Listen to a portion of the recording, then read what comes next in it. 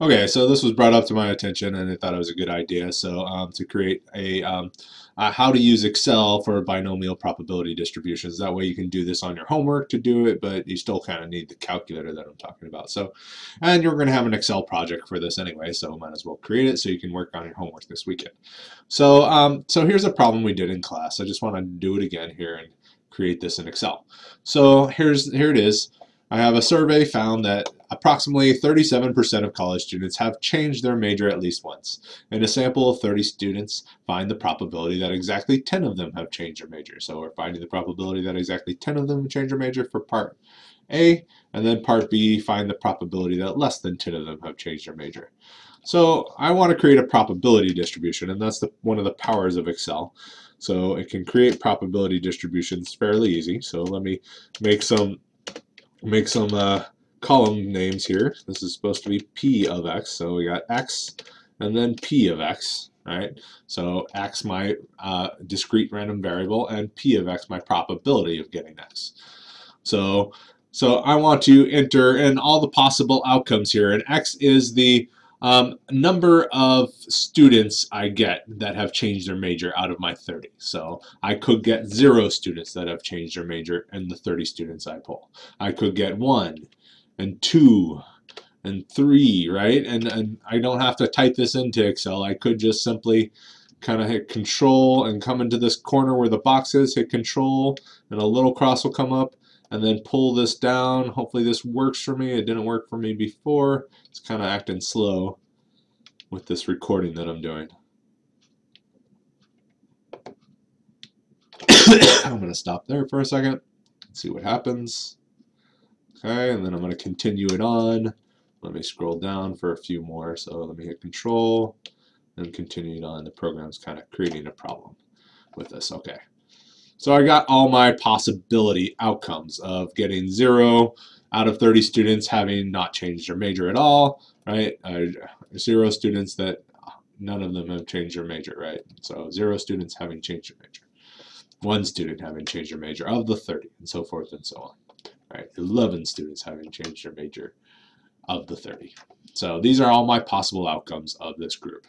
So now to find the probability of getting this certain outcome, we can use a binomial thing because this is binomial, right? I have a fixed number of trials. They're independent. When I pull a student, I have 30% chance of getting that student once. If I pull another student, I have 30% chance that they have changed their major at least once as well. So and we have So now I want to calculate this binomial probability distribution. So I want to do it for each of them, right? But I just need to enter one formula. So here we go. So let me enter the formula. So I'm going to start typing, go equals to when I enter a formula, and start typing binomial distribution. There it is, right? Binomial distribution. I think these are the same too. This one does the opposite when given the probability, and we'll talk about that later. So here's my binomial distribution. The first thing I want to enter is S, number S. So this is my number of successes.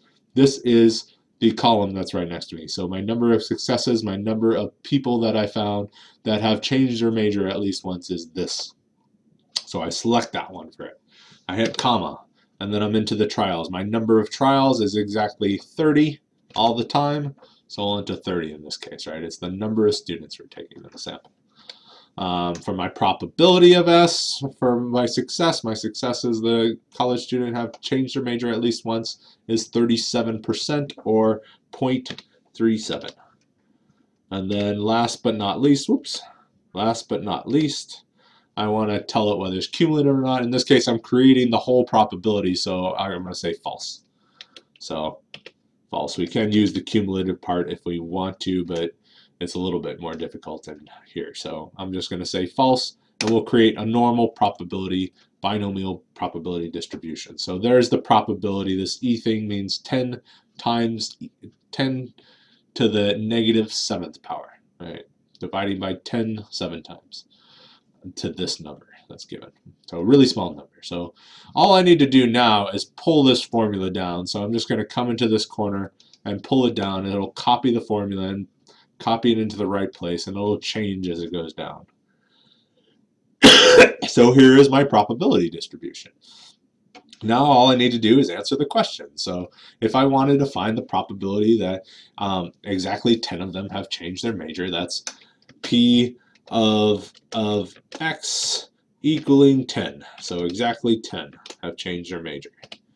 This will equal the probability right next to 10. So I can just go equals to this and hit enter. And there it is right there. So 14% roughly. That's what we got in class. So for the next question, I want to find the probability that less than 10 of them have changed their major. So let me write that. So probability that less than 10, so X is less than 10 is equal to what? So less than 10 being, right, this is 10, I don't want to include that. I want to include all of this probability. So it's this one plus this one plus this one plus this one all the way to 9. So I want to sum those up. In Excel we can do a quick sum. Hit equals to and type in sum. Double click on that and we just select the things we want to add together. Hit equals to, and there's the probability that we got in class. We can also do this for whatever area we want to sum together. So we can do higher, we can do lower, wherever we want. In between, maybe a little bit easier than our calculator actually to answer numerous questions on this ability to create this probability distribution in Excel. So, okay, that's it. All right, I hope this helps.